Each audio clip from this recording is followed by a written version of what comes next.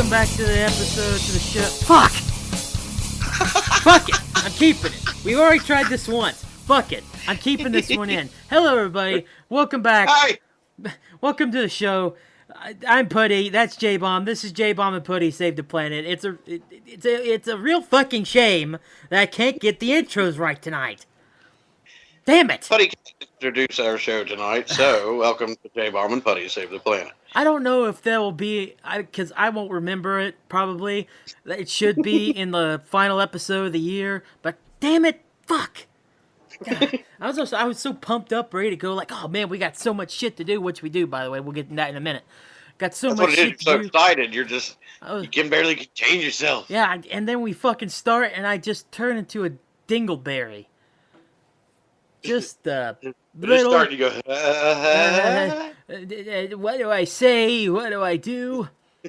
Oh my god. Well, welcome to the show. Welcome back. Hi. This is like our 5th week back, which is incredible. Yay! But to start off, before we go any further, also to start off with, KGX3 Original Podcast, endorsed by Mountain Arts Democracy. Go mad. Girl. Next week, there is absolutely no way I can do an episode. My schedule at work is really funky next week. I work all evening and night shifts. There's no way I can do it. So next week, no new episode. So we are kind of combining next week's episode and this week's episode into one big sort of super episode. And tonight we are going... Will probably only last like an hour. Well, I don't think so, because spoilers, we're playing Discuss and Destroy tonight. The 3rd time we've played it, our favorite game. Yes. We are playing Discuss and Destroy, but the reason why it's a super duper show and we're combining the two is because next week we're talking about Hell in the Hills. Yes. Hell in the Hills will be the night of when that week's podcast comes out. So combine the two together, and this is your pre-Hell in the Hills episode along with Discuss and Destroy. I think we'll talk about a little bit of Hell in the Hills at the beginning of the episode. Right smack dab in the middle, we'll go into a nice game of Discuss and Destroy. We got 5 topics that we can either talk about or to completely destroy them. We'll go about it more, those are kind of the rules, but we'll talk about it a little more whenever, and then we'll end up with more Hell in the Hills talk, and then your normal, see what's going on around the area when it comes to shows, if there are any. There is. And, well, good, then we'll have something to talk about. And then we'll end it up with some advice, which I do not have, so we will go on with that. Anyways, I don't have any yet, but we will. We're J-Bomb and Putty, we're superheroes, we save the planet, okay? Can't come up with advice all the time. I mean, I think we can. That's kind of the point why I was play with it here. Come on, J-Bomb, go with it. Like, yes, we can, J-Bomb. We can think of advice. We give a lot more advice than Superman ever does. I know, right, mister? I'm fucking invincible unless you put kryptonite in front of me. Boo, boo, bee, boo. Nah. His only advice to everybody is leave kryptonite alone. Ah, get that shit out of here. Yeah. Superman, bleh. Patootie to you. He's a poser. Freaking A. Why do we go into shitting on Superman? That's not fair. People like Superman. I'm not a fan of him. I don't care for him either. Yeah. With that being said, I wouldn't mind if they made a Superman game that got me into the character. Yeah. But every time they have Superman in a game, he's always the villain. That's true. Which is stupid. I agree with Superman fans that, like, why are you making Superman a villain? Just because he is invincible? Then find a way to make him fucking interesting while still being Superman. It's not our fault that the character was basically had no problems and no fucking weaknesses unless it's kryptonite. Yeah. Anyways. Even with the new upcoming game, the Suicide Squad game, he's the villain. Yeah. He can't catch a break. Superman cannot catch a break. No. He's either too much of a goody nice guy, two shoes, to have a video game, or he's the villain in a video game. Yep. Fuck that. Now I did like that DC Universe game. Like if you picked Superman's like flying powers, that was fun as hell. Dude, DC Universe is still really fun. It's still going very strong, and it's free. Yeah. So, excuse me, yeah, DC Universe is great. I do like Superman in that one. But to One be thing fair, I don't like about DC Universe is yes, it is free, but once you get to a certain point, you really can't like advance unless you put some money into that damn game. oh yeah, it's a free to play up to a point game. Yeah. Fun for the You get to a time. point where they're like, yeah, you can start this mission, but you're never going to finish it. Give me $5. Yeah. I'm not okay with it, but honestly, I had so much fun before I got to that point in the game, which I don't even think Yeah. I officially got to that point, honestly. But I had so much fun I before that did, point. and I even almost debated if I would have had the money. Yeah. I thought about going ahead and putting the $60 into it and just buying it like a normal game. It's probably best that you didn't. Yeah. I mean, no offense to them, but I don't know. Man. I'm not a big fan. Make a of- good point. You make a good point by not saying much. Yeah, exactly. My point is just don't fucking waste $60 if you've already played the game most of the time for free. Yeah. Yeah. Sorry. I know there are many of free games out there that people spend money on. I don't care for those.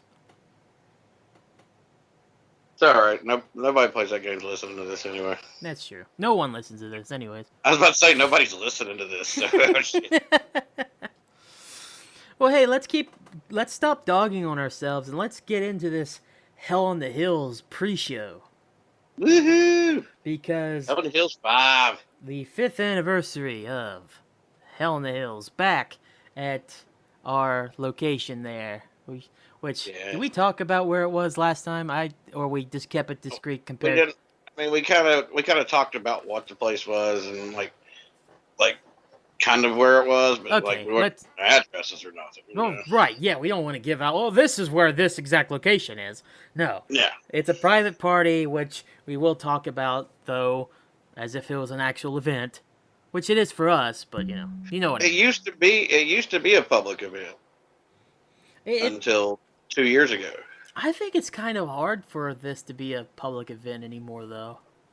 Yeah, I agree.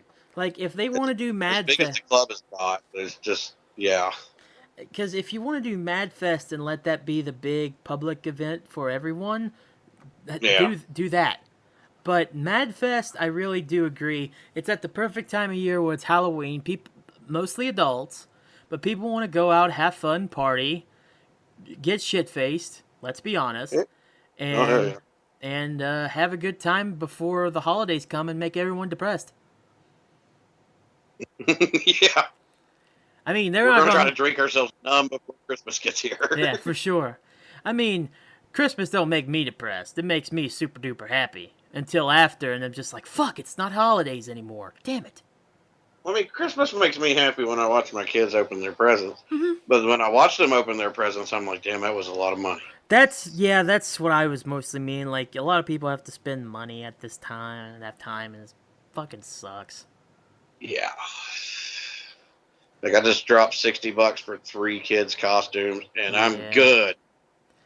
Yeah. Which, $60 for a costume ain't terrible. Yeah, $20 each costume. Yeah. Yeah. Oh, I thought you spent 60 for each costume. I was like, I'm trying to Well, be I mean- nice, but that's...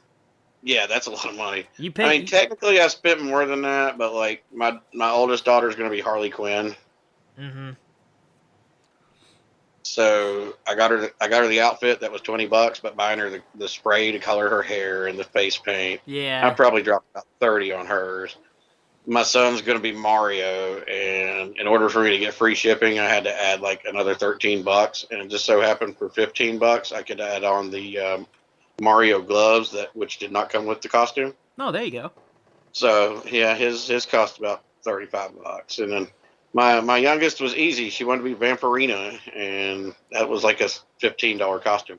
There you go. Yeah.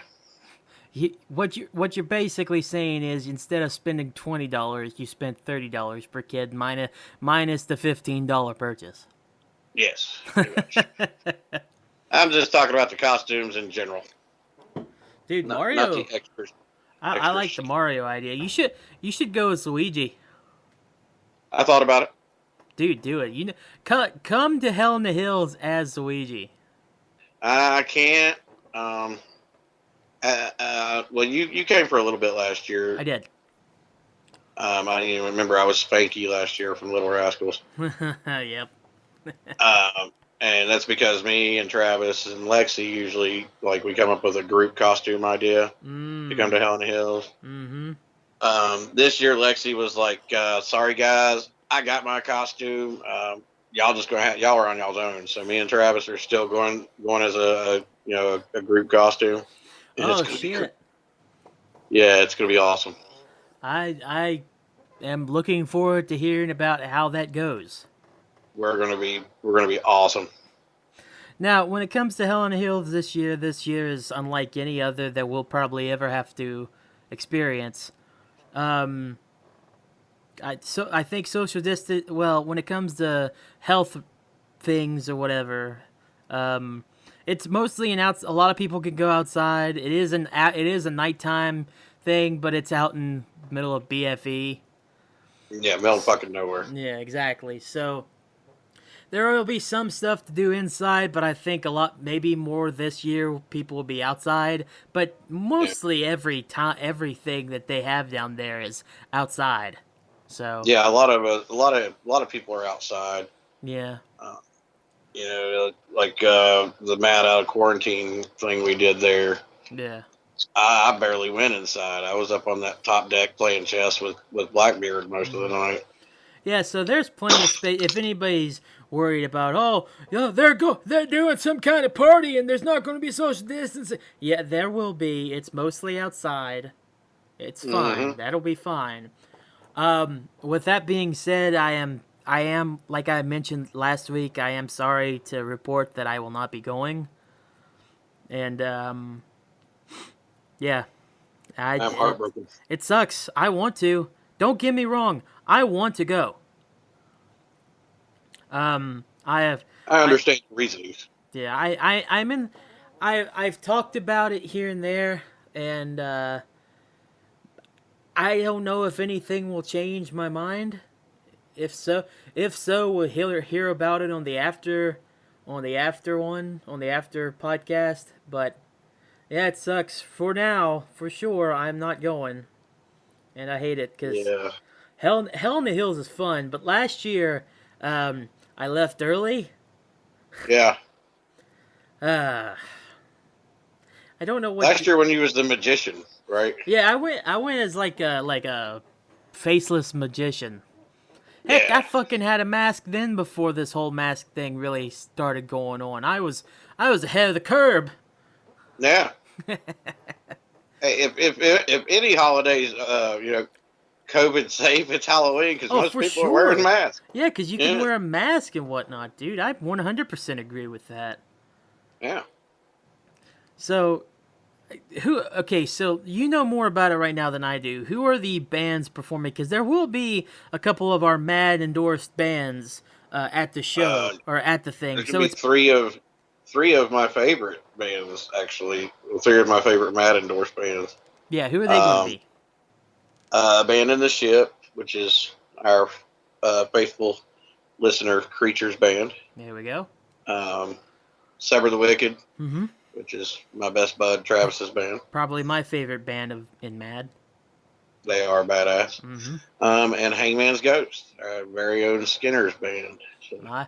My uncle and president himself. I like the lineup. Good lineup. We decided at our nationals meeting, we was trying to bounce around the ideas on which bands we wanted. Mm-hmm.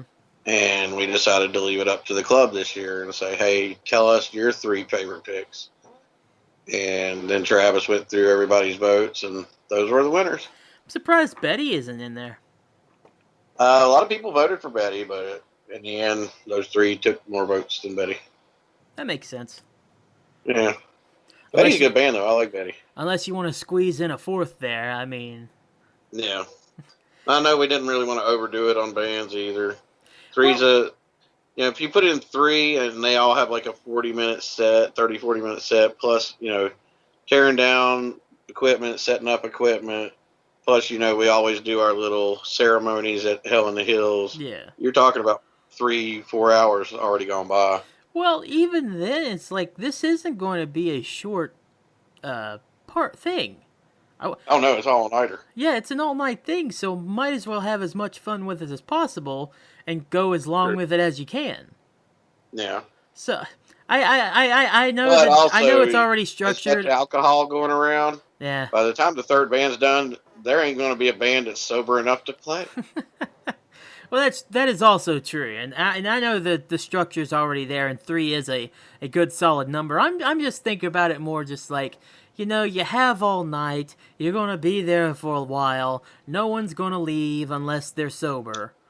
You might as fucking well just enjoy yourself and play music and have the bands play. And have multiple bands play, but I understand, 100%. I'm sure the night will go like, the quarantine show where we had no bands play. Mm-hmm. And by the end of the night, Breeder will be outside with his guitar playing and Skinner sitting next to him half drunk singing songs. No, yeah, that's just There'll be all kinds of impromptu performances. That's extracurricular stuff at that point. Yeah. that's bonus fun. Features. Yeah. Bonus features, like it's a fucking DVD, Blu-ray. Yeah. That's a good one. I like that. I'm bringing my chessboard, so there'll be me and Blackbeard somewhere playing chess half the night. Oh, God. You all gonna go on a chess tournament at the Hell in the Hills? He asked me to bring it, and I was bringing it anyway. But he really wants to try to beat me. Will there be plenty of horse? 3 last time, and I kicked his ass. I don't mean to keep interrupting, J-Bomb. I got so many questions. Like, so I'm assuming there's going to be plenty of horse to go around because there was last year. Oh, lots of horse. Yeah. Oh yeah, horse. If you like me, I'm always typically bringing my bottle of Jaeger and my barbecue chicken. Yeah, talking about horse. I'm talking about drinks, by the way, but it's a particular type of drink. Yes, that's very good. Pineapple vodka and Sunny D. Mm-hmm. And Skinner actually started putting chunks of pineapple in his, and that actually is pretty damn good. Oh, dude, I fucking love pineapple. It's pretty damn good. I like pineapple as long as it ain't on a fucking pizza. Yeah, okay. I'll give you that one. That's fine. I'm okay if it's on pizza or not, honestly. I'm not. It's not. If I order a pizza, I'm not. The first thing I'm gonna get is not pineapple. Yeah. But if a pizza had pineapple on it, I don't think I'd deny it. Like, I'd take the pineapple off and still eat it. But... Heck, I wouldn't even, because I wouldn't want to waste it, because I like pineapples and I like pizza. It just sucks that it's on the same thing. I would probably take the pineapple off, put it on a plate, eat my pizza first, and then the pineapple would be dessert later. But wait a minute, wouldn't that basically be the same thing? Because you'd still have pieces of marinara on there, on the pineapple. I'd clean that bitch off. You just even not like a little bit of marinara sauce or cheese on there, you wouldn't eat it with that? I mean, if I had to, but I mean, the reason why I don't like the idea of pineapple on pizza is just because I don't like the idea of fruit mixed with pizza. But people eat tomatoes on pizza, and they're technically fruit. Technically, they're fruit, but no, I get you. A little different. I get you. You know, tomatoes aren't sweet; they're not sugary. Yeah. You know, tomatoes are not as sugary and as sweet, like you said, as like grapes, bananas, pineapples, peaches, whatever. But when it comes to actually being fruit, yeah, they are. But it's not like fucking pineapple, which is just amazingly sweet and is so nice and sugary. Yeah. I get it, and like I said, like it's not my first choice. I'm definitely more of a meat lovers type of pepperoni, sausage, ham. You know. I like some veggies on there too. I mean, I like some mushrooms, some black olives, some green peppers. You know. Yeah, Yeah. A jalapeno and pepperoni is probably like my go-to pizza, if Hell yeah. if anything, because I fucking love jalapenos. Um, and if they don't have pepperoni, I'd probably just exchange it for ham. Yeah. If they It didn't was have good. jalapenos, just give me more meat then. Yeah. Italian sausage is good on pizza. Mm-hmm. Yeah, that's good stuff. But pineapple, they had it. What about a year and a half ago? I can't remember whose birthday it was. If it was Skinner's birthday, I don't even remember.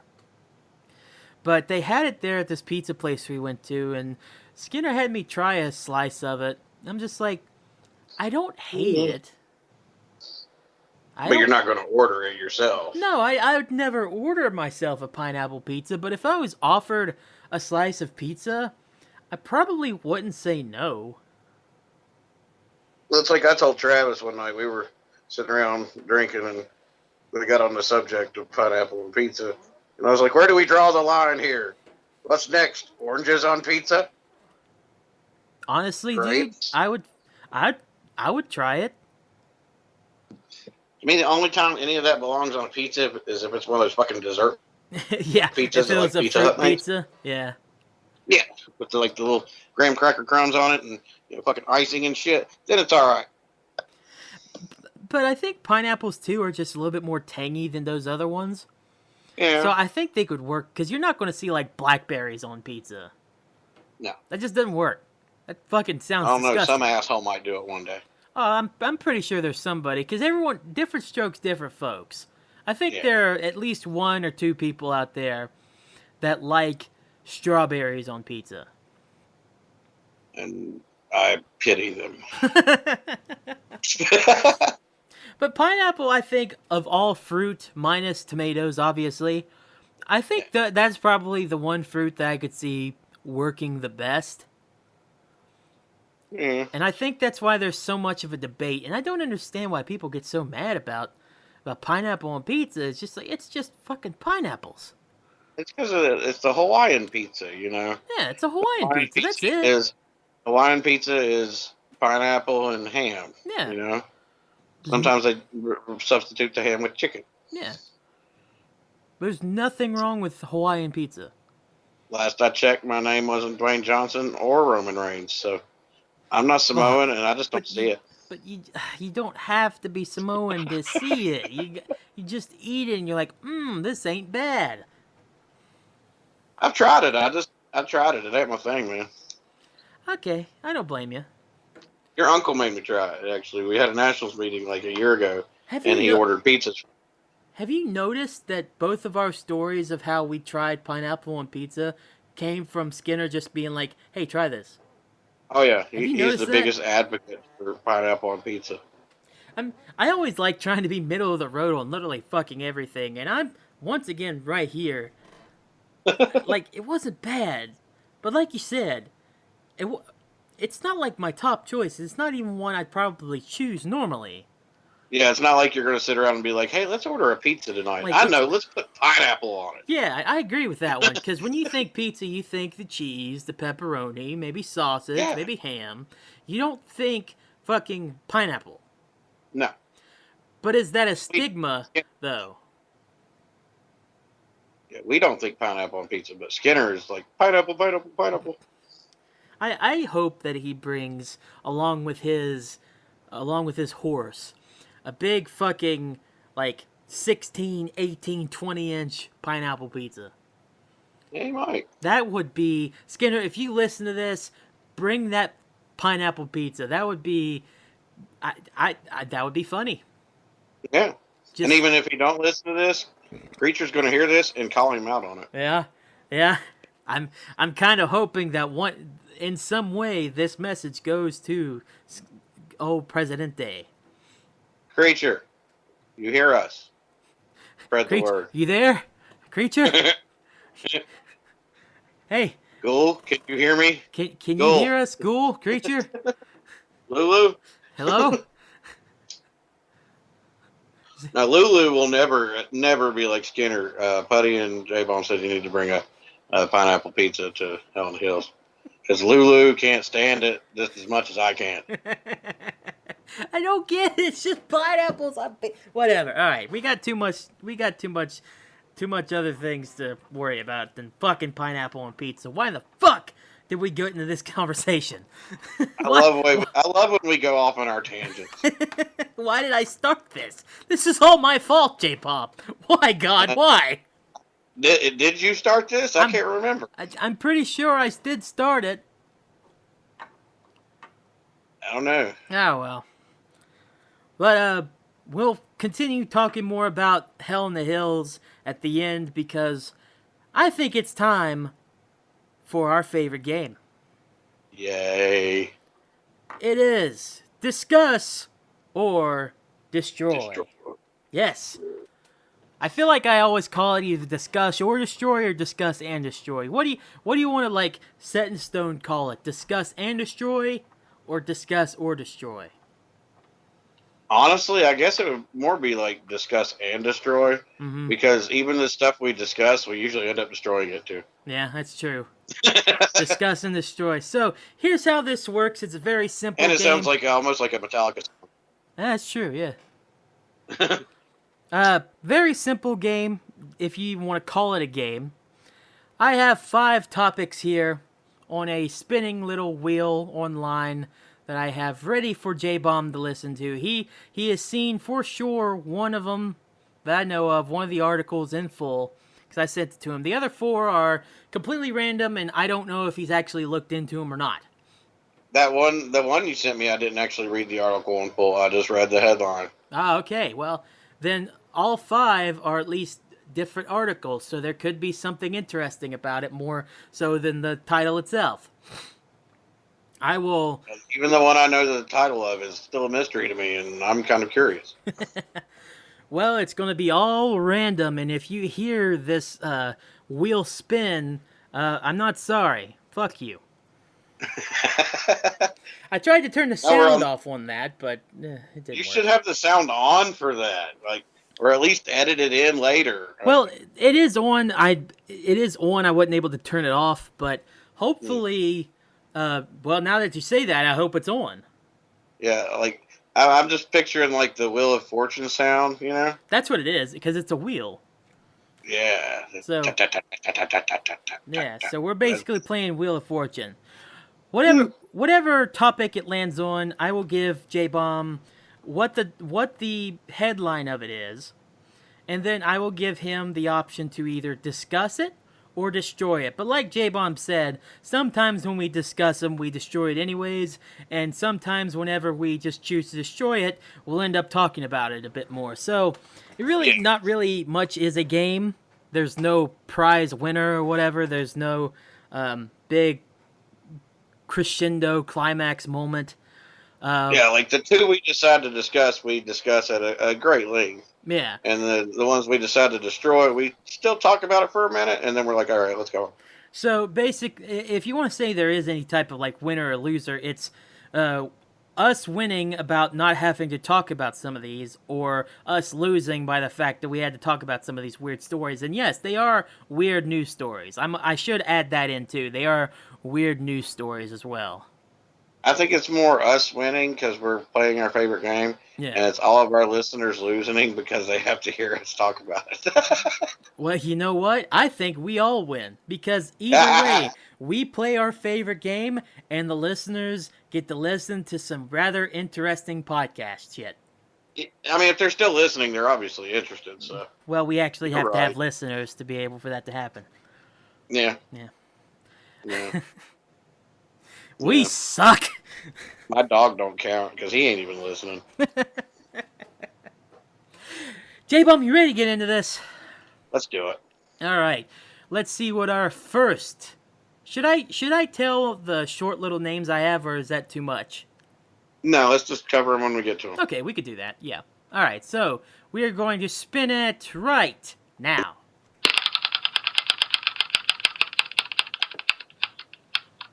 You're fucking kidding me. What happened? Raccoon Daddy. Ah, the one I kind of know a little bit about. Yep. 14 raccoons confront dad and son and encounter that feels like end of days. This was posted by the Huffington Post website on September 25th, 2020. So, J-Bomb, Yes. would you like to discuss this or destroy this? Now, because you are the Raccoon King, I Yeah. totally want to discuss this shit. Okay, so Because just the title of it, I'm like, okay, it does sound creepy. 14 raccoons just all like suddenly to say, "Hey, what's up?" all at the same time. yeah, But why does it got to resemble the end of days? I don't remember hearing anything about the apocalypse containing 14 raccoons. and if it did, you could probably take on at least 9 of them. Yeah, and I mean, if that was the definition of the apocalypse sounds kind of cute, you know? Right? I just pictured 14 raccoons around a father and son, and they're like, "Oh, Aw. We're all gonna die, but it's okay. They're cute. yeah." They're They're cute vicious killers. little bastards. Don't get me wrong. They're vicious little sons of bitches. But at the same time, you're like, "Oh, the trash pandas are killing me." Oh, how cute. They're working on my leg now. Ow. Oh. Article by Ron Dicker. Dicker. A group of 14 fuck. I was thinking trash pandas. I knew you would. A group of 14 raccoons emerged from the bushes to confront a father and son recently, and the moment went viral. Oh yeah, a coyote also showed up. This is insane. Coyote? Yeah, a coyote also showed up as well. Okie dokie. This is insane, the man in the said video said while he was out with his son in San Francisco. It feels like end of days. The raccoon spooked their dog and excited his son. This was such a good idea, the boy said. I hope so, the father said, can be heard responding. His incredible photo in the screensaver of the clip. Oh wow. Okay, I'll send you this video later, but the screenshot of the thumbnail it is a little intimidating seeing all those raccoons just looking at this little kid. It is a little just now as an adult it would be like, no, it's 14 fucking raccoons. But if I was a little kid and I saw 14 of these fucking things that while standing are about half the size as I am, I'd be a little freaked out too. Yeah. Father said it was so surreal. A posse of bandits, like out of a movie, and then 2 minutes later there was a coyote. I was waiting for the unicorn to pop out. He counted 14 raccoons in all, including 4 out of frame in the bushes. Yikes. So they had 10 ready to attack, and then they had 4 in the background waiting. Four to recon all the info. Yeah, they had this planned attack. The end of days is nigh. The raccoons know what their Somehow they attack talked the plan coyote is. into it. Yeah. No, I think the coyote was just lucky. I think they just got lucky. No, they were just like, "Hey, coyote, stop chasing that fucking roadrunner. Come over here for a minute." Yeah. The raccoons, who are usually nocturnal and skittish, were likely trolling for snacks. Humans feeding them have eliminated the animal's fear, the San Francisco Animal Care and Control Executive Director says. But that keeps to stop for the good of man and beast. But that needs to stop. Excuse me, I can't read well.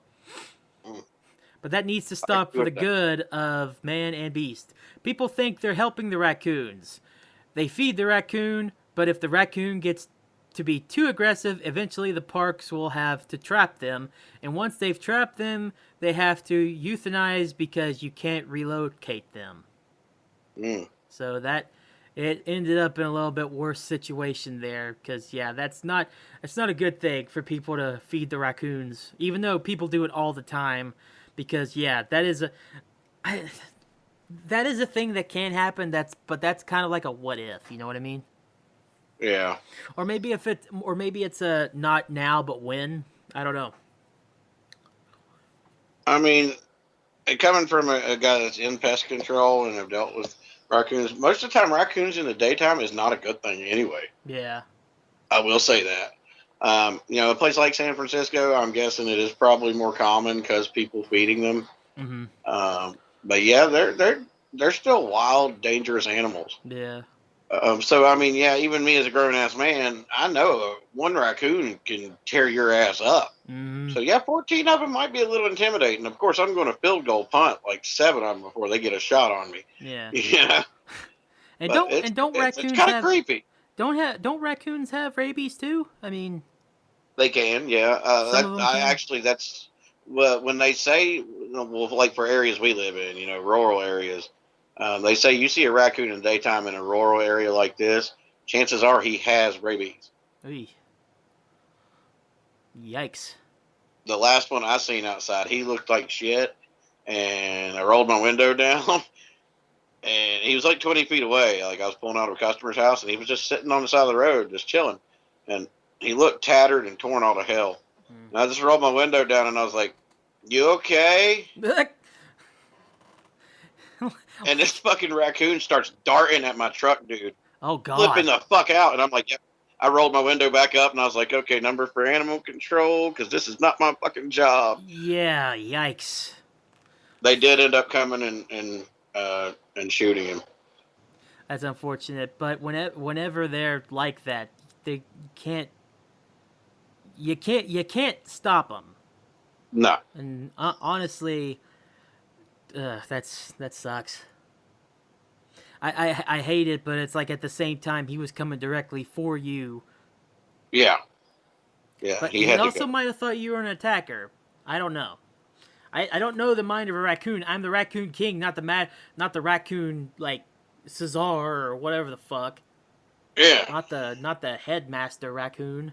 I don't get into the brain.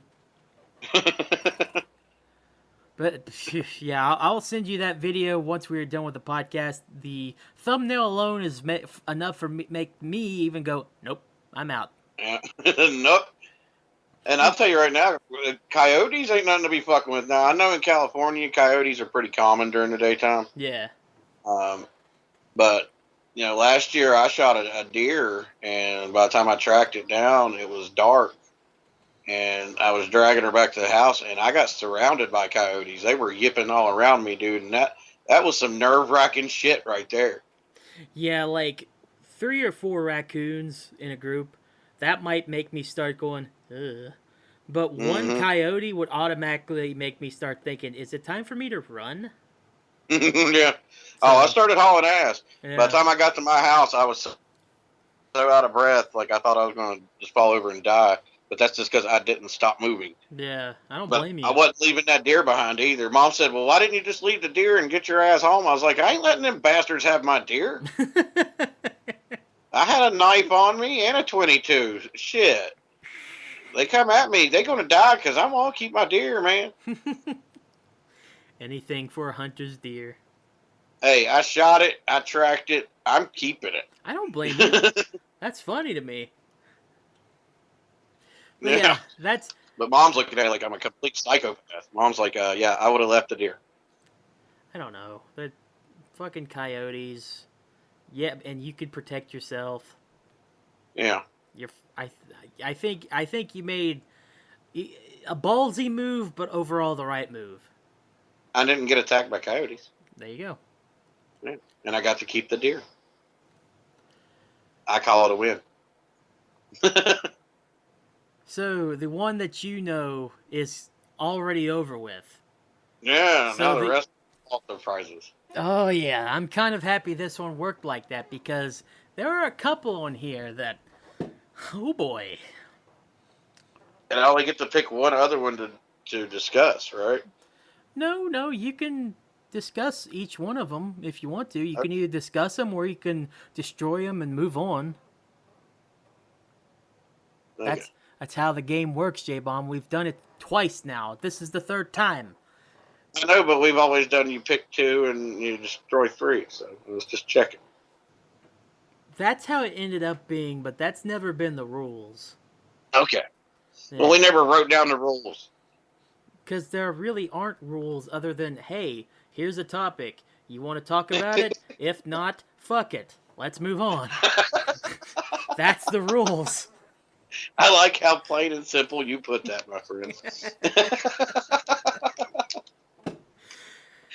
You ready for your next topic? Spin the wheel. Spinning the wheel. Just wish there was some Wheel of Fortune music. Airbnb hell. Say it again.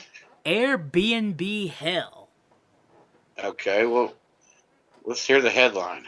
Airbnb. This headline is brought to you by. Well, I had to find it. Not really brought to you. It's just here. UPI is the website. UPI.com. Article by Ben Hooper with odd news written on October 2nd, 2020. Airbnb host offers. Let me try again. Airbnb host offers guest chance to be mayor of hell for a day. All right. Do you want to take a? So I'm not even going to go into it because we got to ask: discuss this or destroy this. Honestly, if I'm right in what I'm thinking, I'm gonna go ahead and go with destroy. What are you thinking? I want to say, ain't there a town called Hell? Yep. I thought so. Blame that on when I was a teenager, just being stupid. So, do you still want to destroy this? Yeah, I mean, I want to destroy it, but I kind of want to hear a little detail. You know, we'll talk about it for a minute, but I don't want to spend a lot of time on it. I'll give you the first two sentences or first paragraph, basically. I'm gonna guess that Hell is a really, really small ass town, and he's probably the mayor, and he runs the B&B. Well, hell's a shitty place anyway, so if we're going to destroy this, let's destroy it properly. This sounds fucking stupid. And Yeah. yes, you're right. It is Hell. A resident of Hell, Michigan, is offering the chance to be mayor of Hell for one day by renting out a specialty outfitted lair on Airbnb. The self-proclaimed mayor of the town, which has no official mayor, said his mayor's lair tiny house will be available for 3 one-night stays that come with his unofficial title for 24 hours.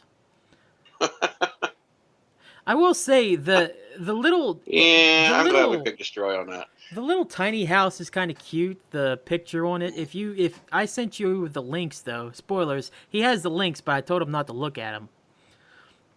The little tiny house that's there that he has, it looks like a little satanic church, and it's kind of cute. I'm not gonna lie. Did you put satanic church and kind of cute in the same sentence? Now listen to me. Yes, I did. I'm not fucking. Don't give a shit about religion and stuff. I'm saying what that it looks like. That is the most like. metal thing I've ever fucking heard. It does. It's a nice little kind of looking church. I don't know if it's supposed to be like a satanic church, but it's like a wooden church, a wooden tiny house with a red roof on it, and the top of it looks like one of those pointed tops that has like the bell in it. Like a steeple, yeah. Yeah. And the walkway to this tiny house church has a bunch of pumpkin jack-o'-lanterns. Oh. Yeah, it's a cute little look, but I'm pretty sure it's supposed to be a satanic church. But with the pumpkins, it don't sound like hell. It sounds like Halloween Town. I think it's more so supposed to be Halloween Town, but because it's Hell, Michigan... Yeah. And they don't have an official mayor, and the church does look a little bit eerie in a way. Not really, but in a way. The reason why I'm saying satanic church, that's why. Hell, Michigan, mayor of Hell, you go into the church, blah, blah, blah. Yeah, Hell Satan. Yeah, exactly. So if you want to hear... much, he's pretty much advertising, you get to be Satan for 3 days. Yeah, exactly. Or at least 24 hours. You get to rent the place for 3 days, but for at least one of those days, you get to fucking rule town. which has no merit, so it's like, who cares? Yeah. It's like if I said I am the mayor of where I live, and this town is an unincorporated shithole, which it is. I'd say the town's like the size of the fucking Superdome.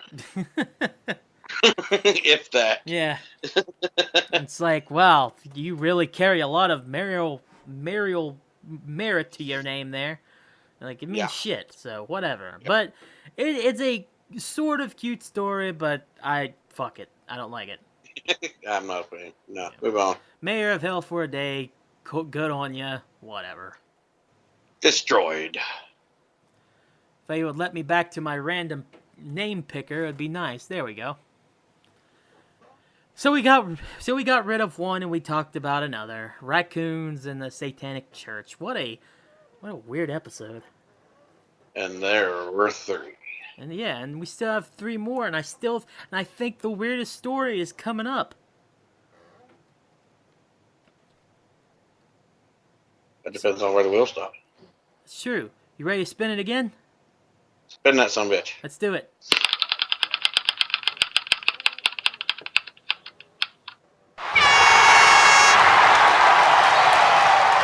All right. From NPR.org from July 28th, 2020. So this is probably the oldest of all of these. The day before my birthday. Yeah.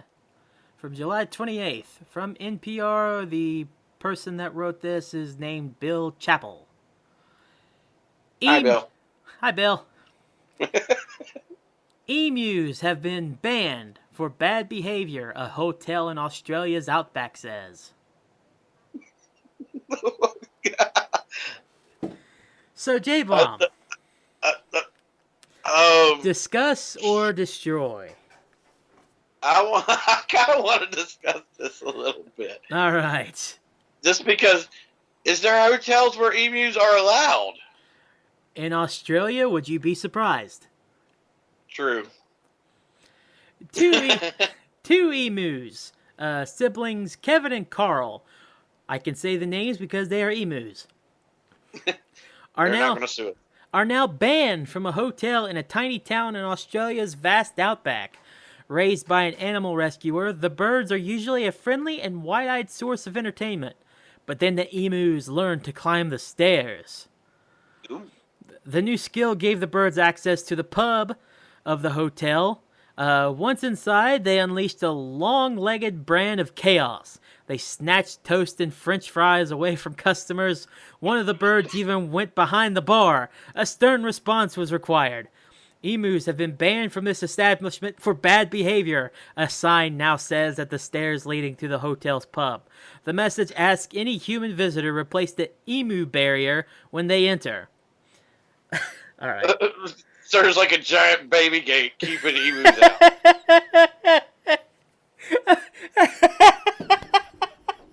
But see, the other question is the what are their names again? Carl and what? Carl and Kevin. Are Carl and Kevin the only emus banned from the bar? Like, are the other emus allowed? Is this just for them? You just fucking said a baby gay, a huge fucking baby. And damn it, I saw Jurassic Park. Them motherfuckers can open doors. Why can't an emu? A huge fucking baby gate that humans have to open up to get in. It's like, it's just a fucking baby gate for us. It's a human gate. It's a regular fucking gate.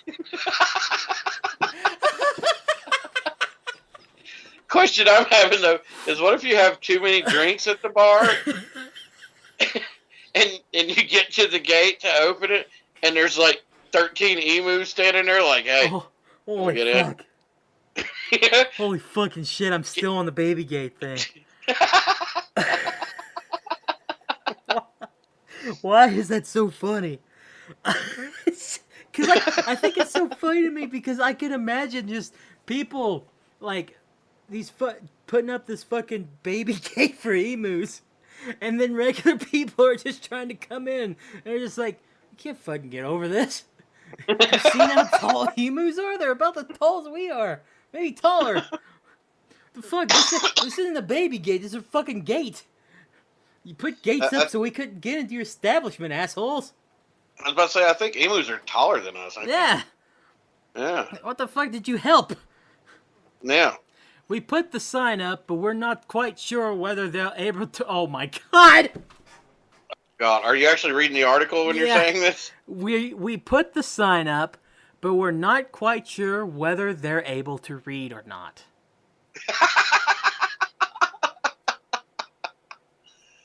Wow. I'm putting this up there right now, J-Bomb. This is the best article we've done for Discuss and Destroy. I'm loving it. Because at first I was like, emu's banned. Yeah, it could be something. But that fucking line right there. We put the sign up, but we're not quite sure whether they're able to read or not. Now, see, you saying that, I'm picturing an emu walking up to the sign and looking at it and being like, well, fuck, Carl, we can't go in there. Is this a joke? Is this a joke website? I'm pretty sure NPR is it's National Public Radio. It's a regular website. They have actual news on here. I thought I was looking at like The Onion or something. What the fuck? Next thing you know, Carl and his buddy are going to sue that fucking hotel for fucking discrimination. Right? Like, they're not allowing us emus into their damn establishment. They're not allowing our kind in their bar. We can go to other bars, but we can't go to this one? What makes it so fucking special? I don't know why we give the emus a U.S. Southern accent whenever they're in Australia, but whatever. Yeah. What the fuck? We put the sign up, but we're not quite sure whether they're able to read or not. So we've had to put a bar across there as well. So why'd you put the fucking sign up? You ended up putting up a...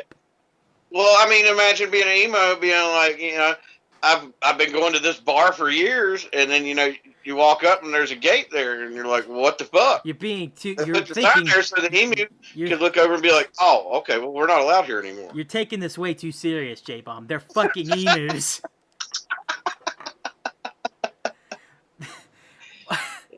Yeah, but meanwhile, Carl's sitting outside wishing he had a beer and some peanuts and shit, and he can't go in. This is the best. That was the best line. I can't. Can't be serious. And that was the hotel co-owner that said that. We put the sign up, but we're not quite sure whether they're able to read it or not. Maybe they've read other things, and he's just not sure if they can read this one too. Maybe they stop at a stop sign. I don't know. Oh my god, I have to keep reading, but I don't know if I want to go on from that one. That one's... No, if there's more to the article, I gotta hear more. Alright, here we go. The emus have been popular with visitors. They've learned that posing for a photo often means a reward of a quick snack. Who owns the hotel with their husband. Her husband, there you go. The interesting thing is when people are making toast in the annex, a head comes across, takes the toast, and gobbles it up as it pops. It is not safe to get between an emu and food. They have a sharp, strong beak, and their long neck can suck up food like a high-powered vacuum cleaner. Another concern, if the emus are startled, the large birds would likely run fast. When frightened, the animals have a tendency to do a forward sprint whilst looking behind them at the source of their fright, and heaven help people and objects that happen to be in front of their blind forward run. Wow. So, after they get done, after they look and see that they can't get in the fucking bar because they have a sign that they can't fucking read and a friggin' bar in their way, if someone from the inside of the bar shouts at them and they fucking get scared, they're going to haul ass into safety, basically being like two big old semis headed the other way, just fucking sprinting down the road. Or maybe not semi, because that's pretty big, but like a fast flying car. just Yeah. fucking going. And you're lucky if you haven't lost your toast. Oh my But see, god. where you started at here, though, this is what pisses me off here. So you put up a sign not allowing these emus Yeah. into the bar, but you're gonna make these emus take pictures with people and give them a damn snack. I don't think the They're technically employees now. I don't think You're paying them. You're fucking getting again too far into this. I don't think the hotel gives a rat's ass what the fucking emus do. Apparently they do. They put up a sign about it. Okay, fair point, I guess. Because they got into the hotel bar and ran amok. I mean, the emu... You know what? You're right! They should be employees. You should give them compensation for their work. They're taking pictures outside. They're taking pictures and shit. They're local celebrities.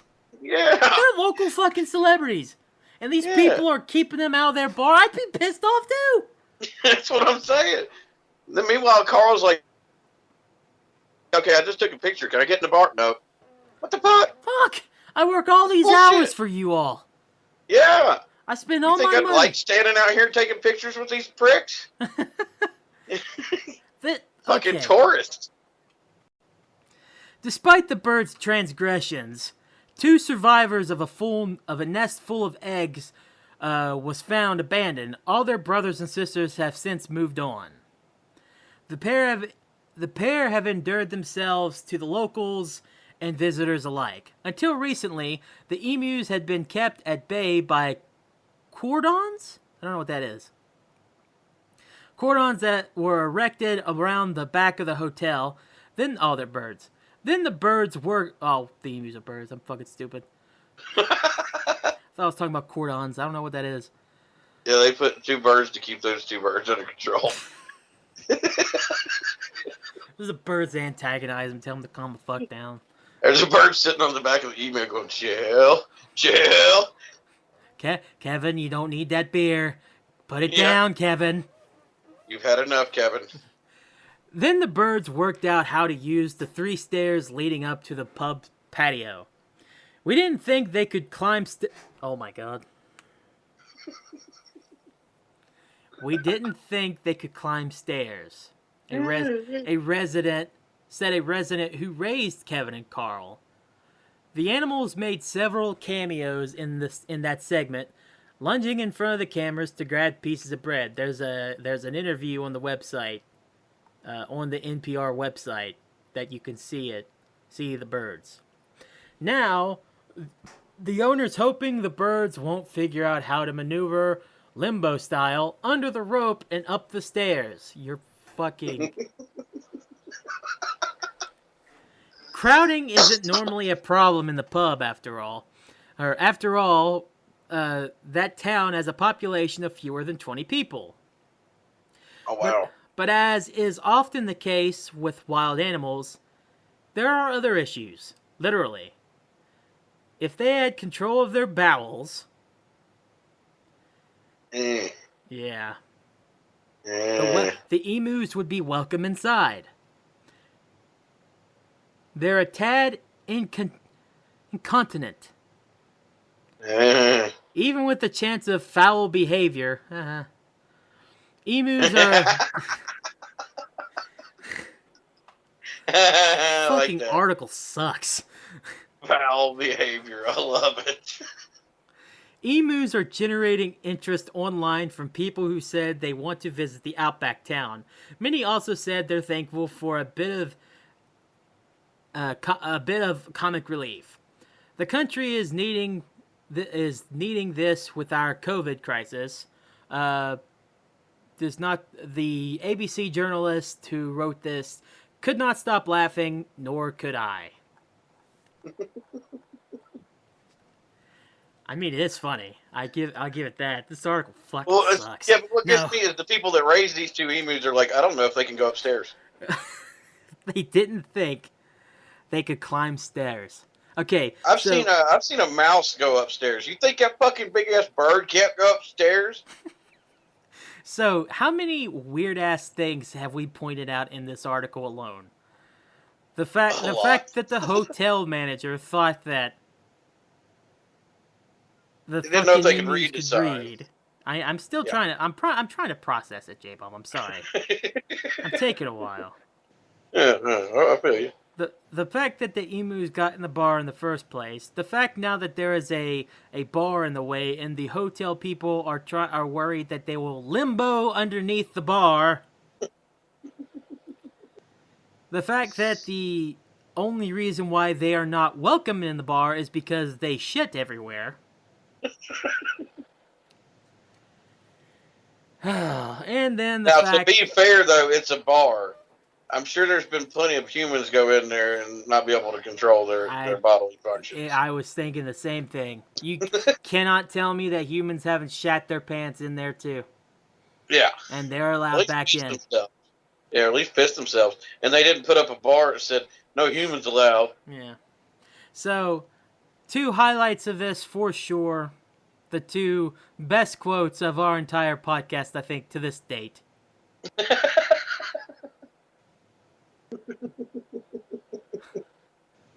Are absolutely, without question.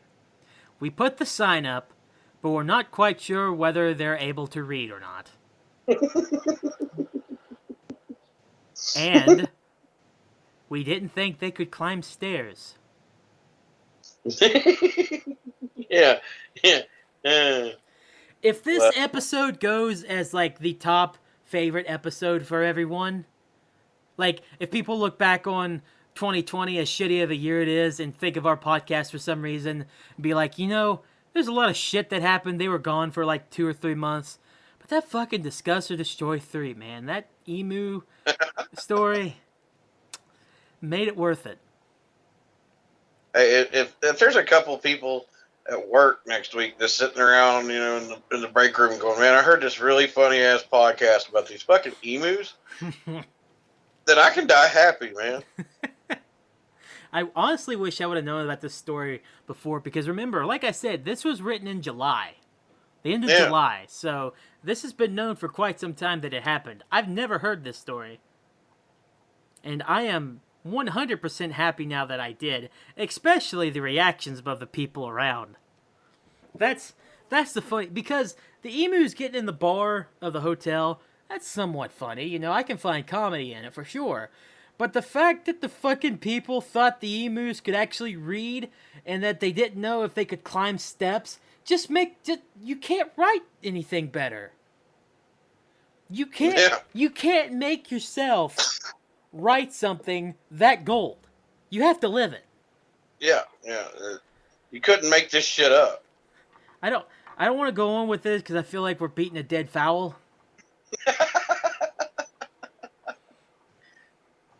We've cooked this bird too long. Hey, there we go. Let's move on because we still have 2 more. Nothing can beat that. I'm sorry. I was of the 3 that were left. I thought that one was going to be, you know, a little funny, but it was going to be kind of lame. I did not expect it to be that fucking funny. I'm almost like fucking destroy the other Right? But I do want to hear them. So this will be. They were even put into thought to go in with this fucking article. I want to hear what they're about. And here's the thing: the one that I think is going to be the weirdest one is still on the board. It's still up there. We haven't talked about it yet. I'm scared to death to think about it. So let's go on. This is our final spin because there are only 2 more left, so you know where we're going to go with the last one. So let's see the one we're doing now. You ready, J-Bomb? Yes, sir. All right, let's do this. Fucking didn't know if they could read the sign.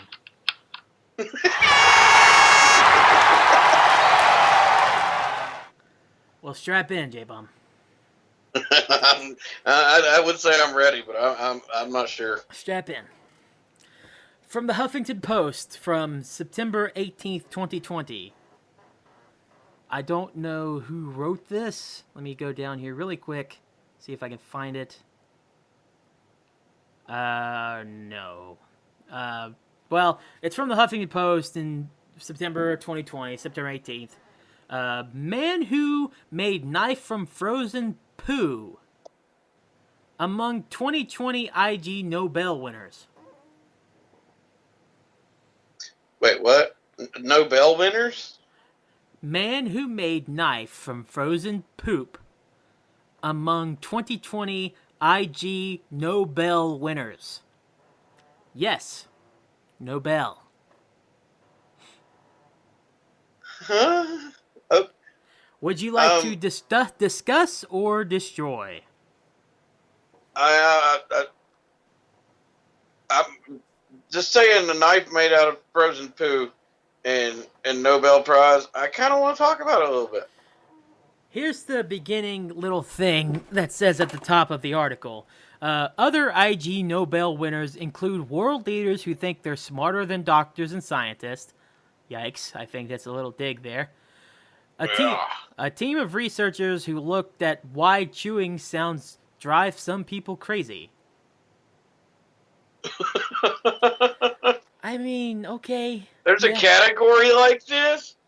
I mean, I understand it. That is something that is interesting, but at the same time, it's like, I can understand why chewing sounds people crazy, winning something, more than a man who made a knife from shit. Did he? The only question I have, and then we can destroy this, I don't care, is did he kill someone with this knife? Well, I think we're about to find out what's going on here, because the first sentence kind of, I'm not going to say it kind of ruins everything, but here we go. It does. Maybe this year's IG Nobel's The Spoof Prizes for dubious but humorous scientific achievement should have been renamed the Ick Nobels.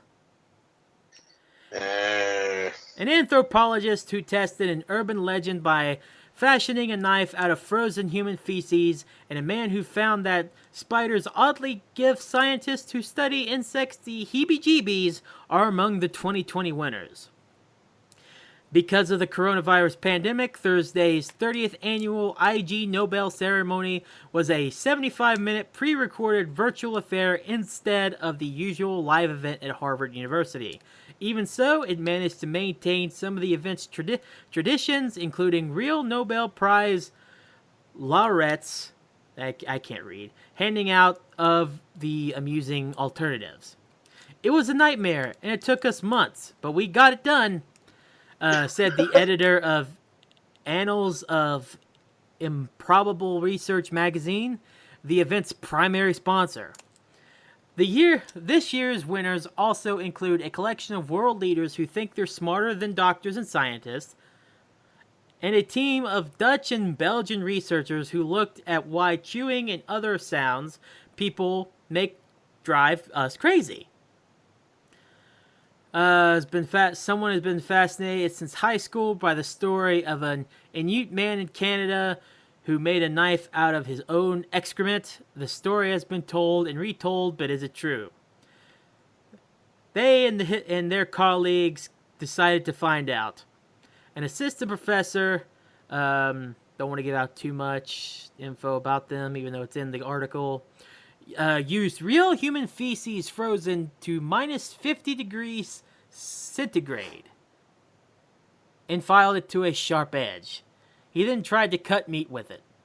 Oh. Oh, God. Oh, God. Oh, that's just... No. No. The poop... I just want to know if he killed somebody with it. I didn't want to know if he cut his steak with this. Oh. The poop knives failed miserably.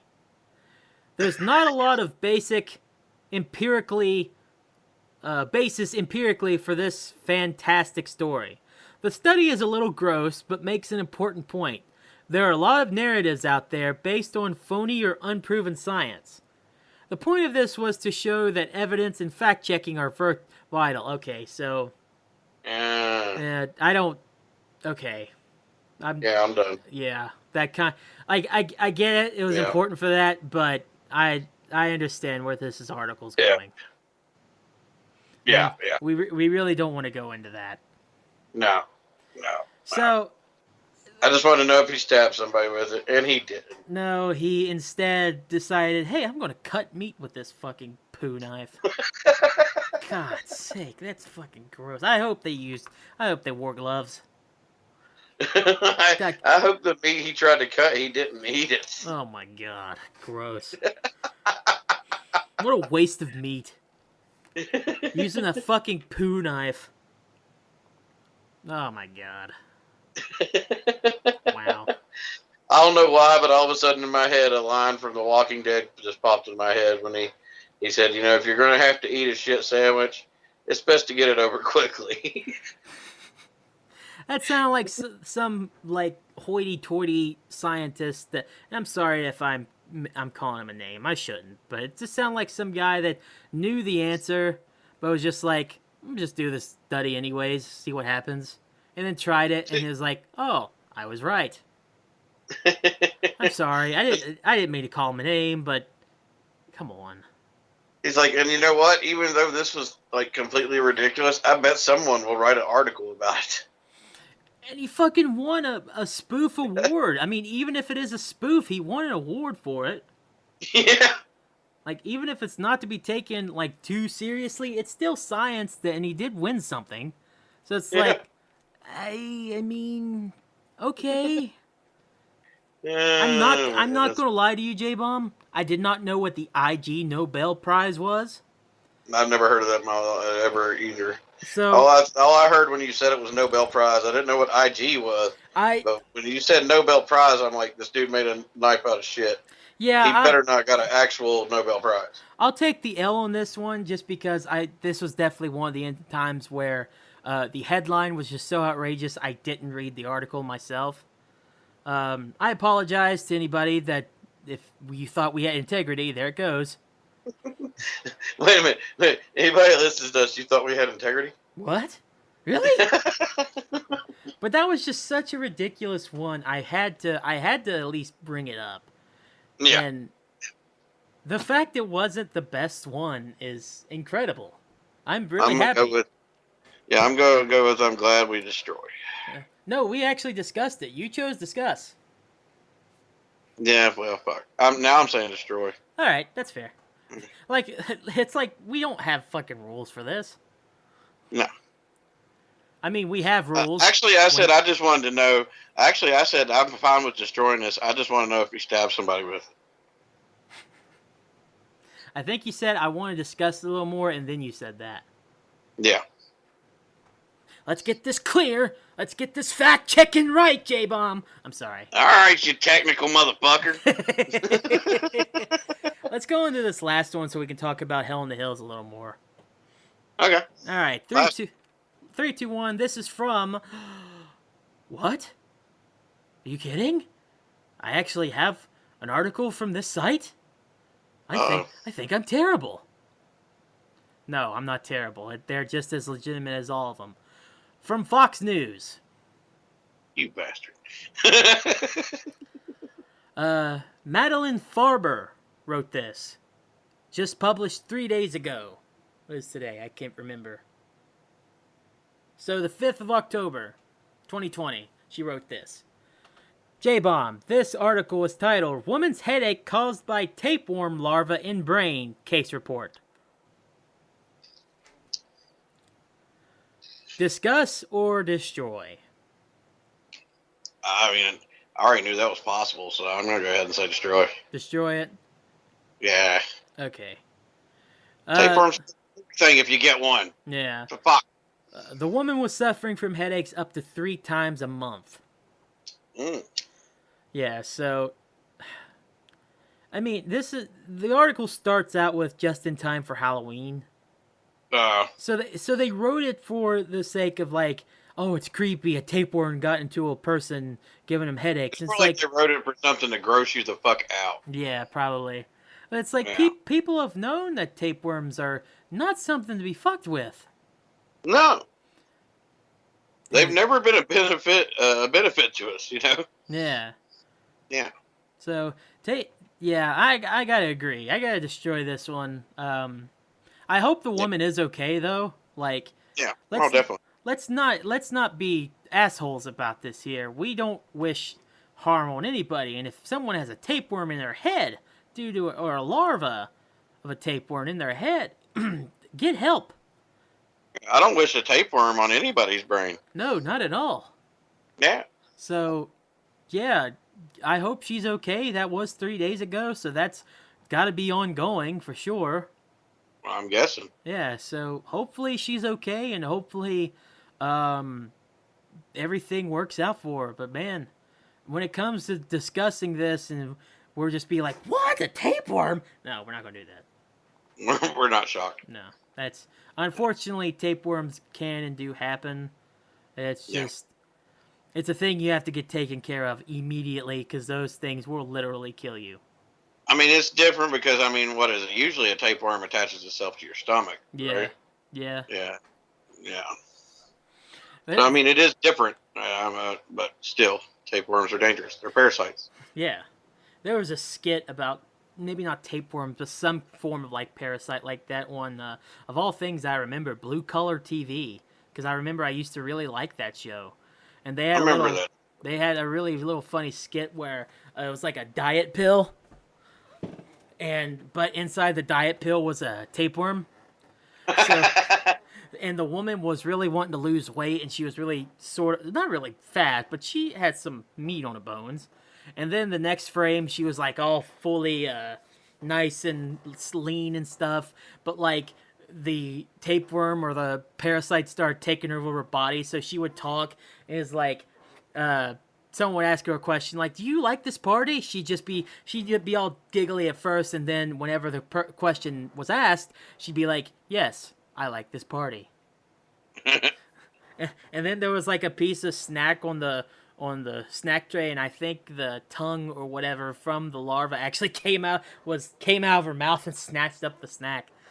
It's like, oh, tapeworm, nice, lovely. The controlling tapeworm. So, there is kind of something like that in the insect world. I don't know if you've seen that. Yeah, there's a parasite that attaches itself to insects and controls them till the day they die. I would not be surprised by that at all. Yeah, it turns them into zombies. Like they don't make their own decisions anymore. This parasite takes over the insect and does what it wants them to do. Yeah. And then once the insect dies, this fucking thing comes out, and it's usually like 2 or 3 feet long. And it's just like a thin, fucking weird looking worm, man. First time I saw a video of it, I was like, damn it, I'm in the wrong fucking business. That's a big fuck you on that one. So yeah, if we ever do a podcast and I'm like all robotic and shit, come kill me. Yeah, I'll make sure that I get someone out there. Yeah, like ASAP. Yeah, help a brother out. So this has been the 3rd edition of Discuss and Destroy. Man, that fucking. I love it that we're on a podcast. It's entitled Save the Planet, but we have our favorite game involves destroying shit. Well, we're destroying stupid articles that might not be relevant to anything. There's a purpose. Hey, in order to save things, sometimes destruction has to happen. Exactly. Yeah. So, wow, that fucking emu story. I was not expecting that to be the best story. I'm loving the emus, yeah. The emu, the raccoon, I still got to send you that video. I'm going to send it to you really quick. Yeah, send me that, yeah. Hopefully this doesn't interfere with your recording. I'm at the point where I want to put a sign outside my house that says no emus allowed. Fucking no one, they wouldn't be able to read it. Yeah. Well, we don't know. We don't know if they can read it. That's a great thing. That's a great question. I have no idea. Can they read it? I don't know. I'm playing the video now. I mean, apparently they know how to climb steps, so anything's possible, J-Bomb. I didn't even know that. Now that I'm watching the video, I'm kind of freaked out. By the raccoons? Yeah. Yeah, dude. Like, all those raccoons coming up on a little kid like that, and then knowing that there was a coyote with them too? You can tell by the way the dog's acting. The dog knows they're up to something. Yeah, the dog's like, now get away from this. This is, This ain't good. The dog's like, you leave my humans alone, you sons of bitches. Yeah. You back the fuck up. It's like, You back the fuck up, I swear to God. I can't take on all you, but I'll die trying. Hey, now, from what I can tell by the video, the dog is a Rottweiler. Mm-hmm. He's going to fuck some coons up before they get his ass. Yeah, unfortunately at that point it's just the numbers game, though. Yeah. You can't have 14 coons and a coyote against one dog without the dog at least taking some of them out, but then just getting overcome by the higher load. Well, see, this is where Dad and the son and the dog have to team up. Yeah. Then they start dance. Hell, even if the son These was... raccoons are acting weird as fuck, dude. Yeah, see? I also want to take a moment of silence for the raccoon that you shot the other day. Last night. It would have been the other day by this episode going up. Well, he needs to stop fucking with my shit. Moment of silence for a fallen warrior. I shouldn't say warrior. That's like a soldier thing. I don't like saying soldier when it comes to that joke. I made his They're not death soldiers. quick. They're fucking raccoons. Dude, they have destroyed 2 chairs off my front porch, and I don't know why. I'm dealing with a moment of silence. Shush. Fuck that. Wow. All right, fuck it. No moment of silence. J-Bomb ruined it. He didn't even get a hero's fucking burial, alright? You know what? He fucked with your chair. He gets what he deserves. No, and not only does he fuck with my chair, he torments my dog. Him and all his buddies. He makes like the 8th one that I've had to shoot here. I don't leave trash outside. I don't leave dog food outside anymore. They don't need to be here. But for some reason, they think that my porch is somewhere they can just go ahead and have a meeting and hang out. You know, just be like, where's the keg at, bitches? So I have to remind them they're not welcome here. Just lead them to Sniper's house. yeah, Sniper would love them, yeah. Yeah. I mean, I'm the Raccoon King, but he's like the fucking ambassador.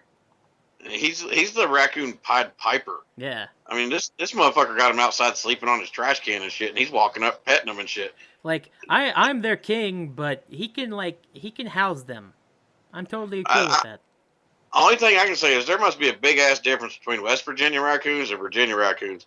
Because the raccoons I got here, they ain't going to be doing that shit. There must be. Fuck you up. I have no idea. There must be. Yeah. These Virginia coons don't fuck around, dude. They'll kick your ass. They don't care. West Virginia coons, shit, they let Sniper feed them, and they go hang out on his porch and shit, you know. The ones I got here, they kick my dog's ass. God, fuck that then. They deserve it.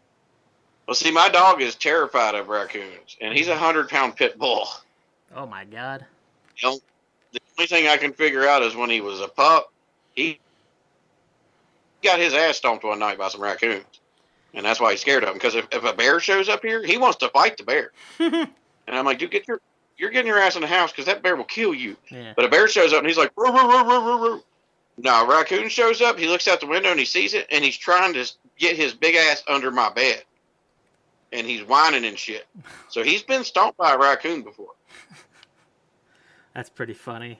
He gets all big and bad. Yeah, I will admit, though, this past Sunday, I was sitting here, and a mouse ran across my living room floor. He squeezed his way under my door, and he ran across my living room floor, and my dog seen it. And like I said, this is a 100-pound pit bull. He saw that mouse, jumped up on my bed, started crying, and refused to get off my bed for the rest of that damn night. Come on, man. He's being a bitch, is what he is. Just a little bitch. Yeah. Look, I went to my truck, I grabbed a glue board, I put it out, mouse is gone. But this dog is like, holy shit, what was that? I'm not gonna lie, the Mayor of Hell thing, I know destroyed, yeah, for sure. Yeah. I do like that area though. I like the little house. I like nice? the look of it. Yeah, I'll send you a picture of it. How they have it. It's a nice picture. Like, it's a nice little setting that the guy has. So, wow. I mean, it'd be cool if you paid for it and you done it. Like if he made you a plaque or something. Yeah. Extra for a plaque that says was mayor of hell from this day to this day. Yeah. That way, you can take it up on your wall. It'd be a good conversation starter. Yeah, it's a good conversation starter after, but just for this type of thing, there's no reason. I can't fully destroy it because it's a Halloween themed thing. It's a nice little area. It looks cute. It is a cute little house. I'll be damned. Yeah, it's nice, but for us talking about, there's nothing to talk about. No. There's absolutely nothing. I thought there'd be like an actual like thing he could do as the mayor of hell. I expected like fire and brimstone, and it looked like Kane's backyard. Yeah. You know. Yeah, and it's just more just like a normal. Come live here for 3 days and enjoy your stay. Whatever. Honestly, looking at the picture, it looks like something out of the damn movie Hocus Pocus. Yeah, that's what I was thinking. But can you understand? It looks more like you're staying. You're not. Yeah, you're in hell, but you're staying at the Sanderson sisters' house that night. Yeah. You know? Can you understand what I'm saying about the satanic church type vibe to it, sorta? I see that. Yeah. It's kind of got that creepy vibe to it. Yeah. Yeah. So it's not like it's not overly creepy, but it has a feel to it that you'd be like, yeah, that's Halloween. That makes sense. But if I'm going to pay to be mayor of hell, I'm expecting demons to do what the fuck I want. Oh yeah. Speaking of Hocus Pocus, I watched that there the other day. I still have my criticism with it, as I did last year. Yeah. Those will never go away. I will say it is the best non-horror Halloween movie I think out there. Disagree. Really? Beetlejuice. You think it's Beetlejuice? Beetlejuice is the best. I don't have a problem with Beetlejuice. I just like the setting of Hocus Pocus a lot more, and honestly, like that kind of childish feeling of Halloween is more my taste. I mean, I'm not taking away from Hocus Pocus because it's we're in the barely in the second week of October, and my kids have already made me watch Hocus Pocus 3 fucking times. So yeah, Hocus Pocus it brings out the kid in all of us during Halloween time. So yeah, it's great. I can't wait. I hope they still stick with the idea for doing a sequel. But yeah, I mean, it's always going to be a classic. But if you're going to pick a non-horror Halloween movie, it don't get any better than Beetlejuice to me because it's got that Tim Burton darkness to it. But it's fucking hilarious. I feel you. I can understand that. Like, I will always remember Michael Keaton kicking over that tree and being like, nice fucking model. And, him trapping the fly with the fucking Zagnut candy bar. That's great. I got a little snack for you. Yeah. Still my biggest issues with Hocus Pocus is basically at the end. Why the fuck did the Sanderson sisters not choose one of the many kids to take their life just because the main one had an agenda against one little girl? That's a typical ego thing, man. Yeah, but fucking even the sisters are like, look at all the kids we have. They showed the issue right there. Yeah, but I mean, that's like you watch a James Bond movie and the dude's about to blow up a country, but he wants to kill James Bond first, and they're like, dude, why? We can go ahead and destroy this country. And he's like, no, I want Bond to watch this. But that doesn't make that right either. I don't think that's smart either. I mean, honestly, it's a simple villain mistake, just like the villain telling their entire plan. Yeah, I know. Again, it's just a movie. I'm thinking way too much into it. But like, I just think of it like, if these witches actually wanted to survive, they would probably slap that main one, which Winifred. There we go. They'd probably just be like, look, we don't want to die. Just take a random fucking kid with the last little bit that you have left, and drink it so we can have life. And then we can worry about making more and getting more kids tomorrow. Yeah, but no, true. Just because Winifred has this one ego trip about getting the little girl there. Max is. But see, that's one other thing. That's one thing I will say to defend it.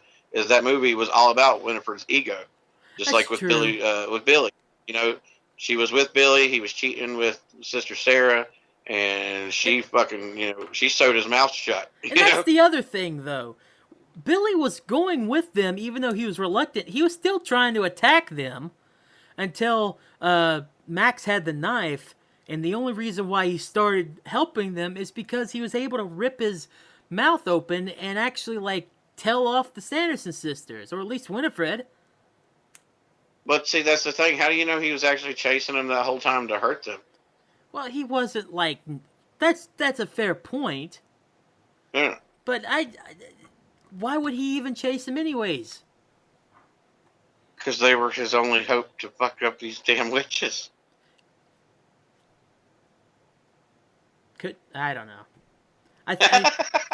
I don't feel like I'm wrong with that. I feel like it's a genuine criticism. I don't feel like you're wrong, but I don't feel like you're right either. Yeah. But that's a great thing with movies. You don't have to be right. You don't have to be wrong. I mean, I still have a fun time watching the movie anyways. And it's not even like it matters, but it's just, it's little things, you know? Because I start thinking, like, why? Because with him, I would be thinking, like, wouldn't I try to be like, no, I'm not helpless, and I'm not going to hurt you or something, instead of, like, chasing after the kids?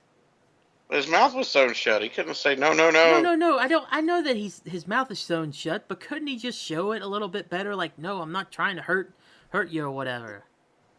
Yeah, but if you got a zombie looking at you going, and waving for you to come over here, are you going to go? That's fair. This dude just popped out of a fucking casket. I'm not talking to this asshole. You're not wrong, J-Bomb. You're not wrong, but... I don't know. I still really like the movie. It's cute. Oh, it's a great movie. It's a great movie. It's a classic. It is. It's a classic. And the funny shit is last year Disney decided they was going to do another Hocus Pocus. Yeah. But with completely different actors. And fans flipped the fuck out and said, if you do it, we're going to boycott it and nobody's going to fucking watch it. Yeah. And because of that, Bette Midler actually contacted Disney, and the entire original Sanderson sisters agreed to do another movie. I don't see how you do it after the... And then COVID hit.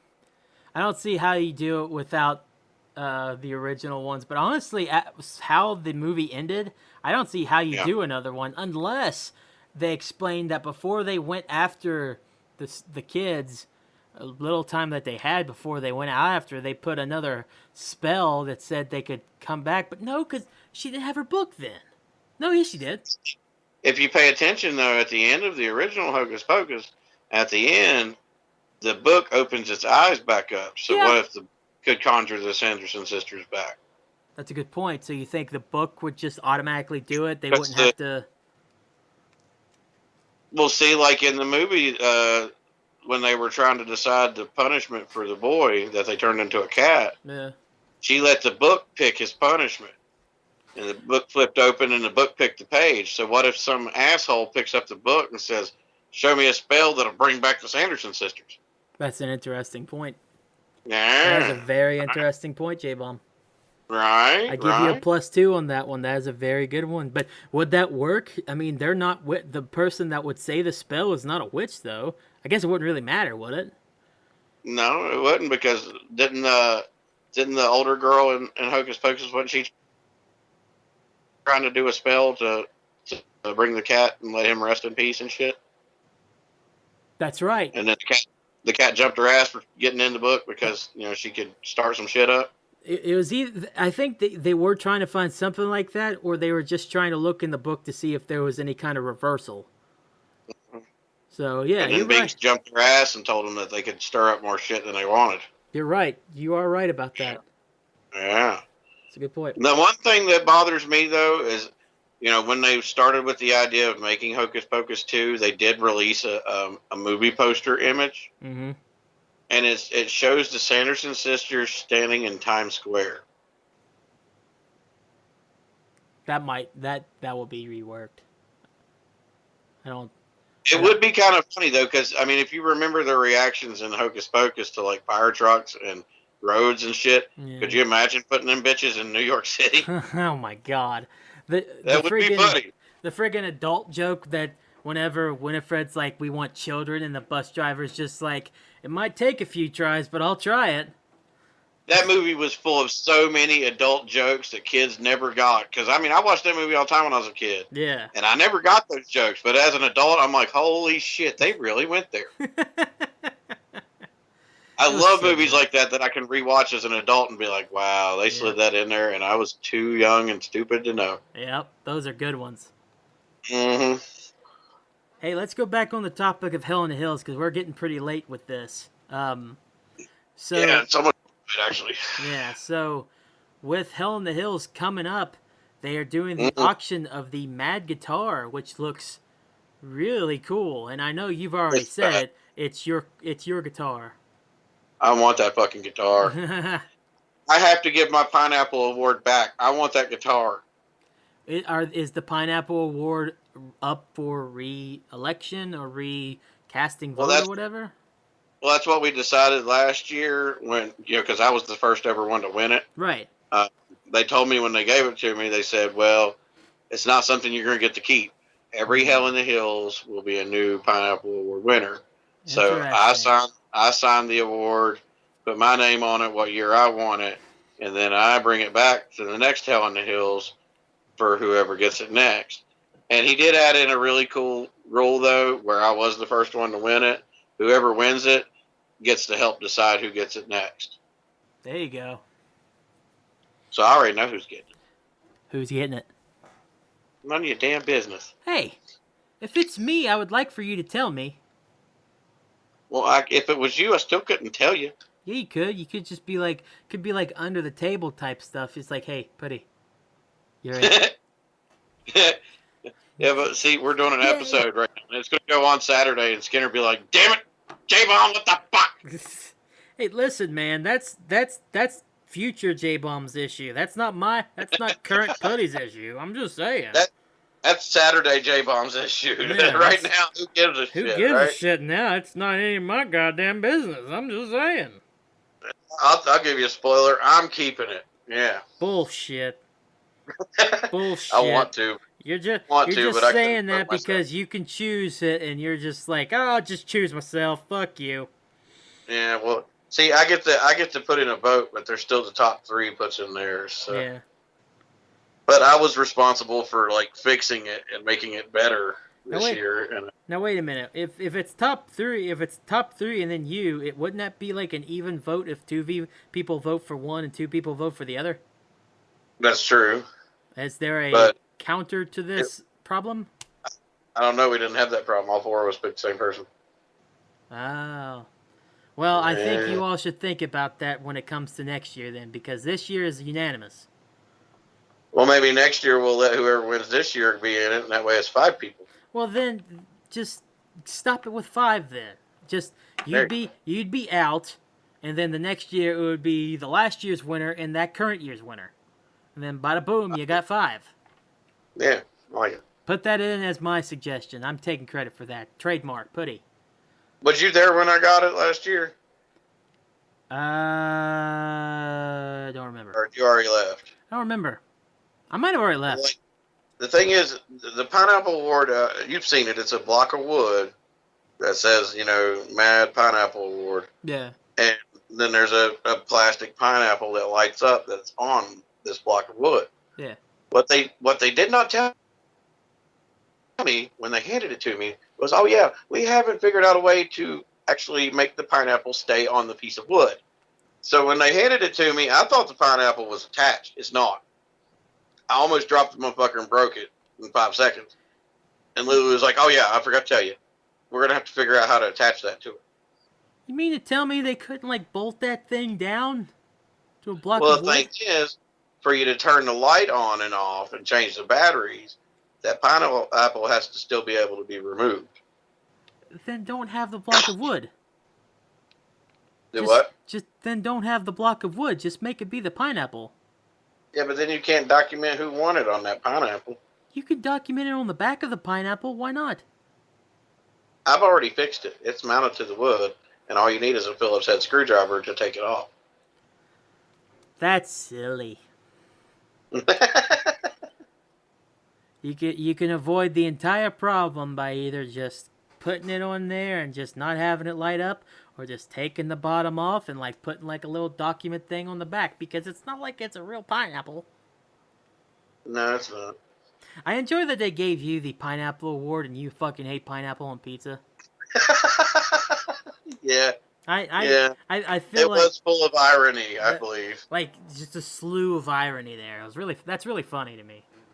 Yeah, but I like it. So I like what it stands for. So yeah. Yeah. So Hell in the Hills will be October 17th. What time are most people going to be there? I think it's like 7 is the start time, but Start time 7. I think, but I'm coming all the way from Virginia. I'm like 2.5 hours, 3 hours away. So I'm leaving whenever Travis says, "Hey, this is what time we're leaving." Yeah. Because like we already talked about, it's going to be all night long. Hell, last year's Hell in the Hills, me and Grady, aka Face Mask, we were still sitting outside smoking cigarettes and drinking moonshine and watching the sun come up. Yeah.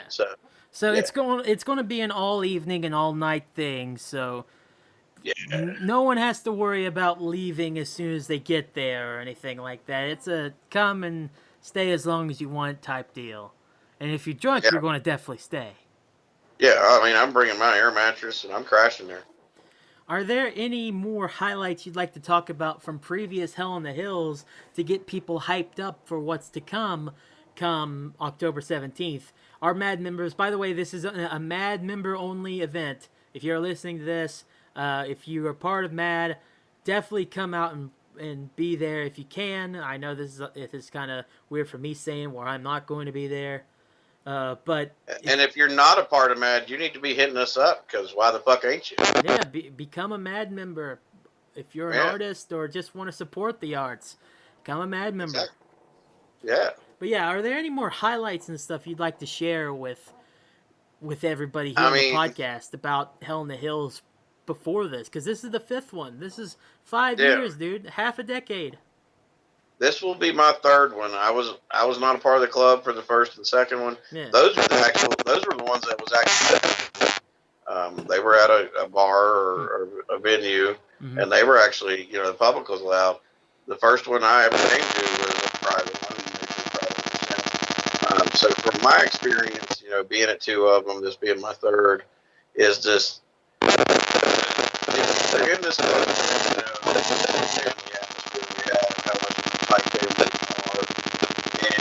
Hold on one second. Stop what you're saying really quick. I apologize for anybody that might be getting feedback right now. I don't know how to fix that. That is a Skype issue.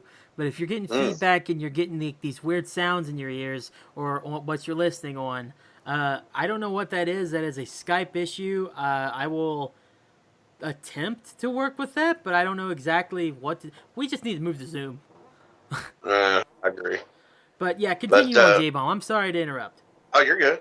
But yeah, it's just where we have 3 different crews, one West Virginia, one Kentucky, and, most of them come to this event. It's a great chance to meet people that you've only talked to in a chat. And it's just a great time. There's no drama, no bullshit. Everybody's there having fun, enjoying each other's company, and having a great night. Not to mention, I will say that not just myself, but many members of this fucking club can cook some damn good food. Yeah. There's lots of good food there. Especially you. I mean, I make some damn good chicken, but yeah, there's been some dishes at these things that's competed with my shit. I'm not gonna lie. So yeah, there's great food, great people, great music, because the bands are always on point. And it's an all-nighter blast to where I can say for myself, I didn't want to go to sleep because I was having too much fucking fun. Definitely an event you do not want to miss out on. And if we have highlights for you from the event ever, we will play them on here. I don't see that happening, but if that ever does come a day where that happens, Yeah. You'll get to hear it exclusively on J-Bomb and Putty Save the Planet. Woo! All right, J-Bomb. Badass, like. Let us begin to wrap this thing up, are there any shows happening this week, though? The week of the 10th. Today is the 10th that this show is up on air, up on the interwebs. So, are there any shows on tonight?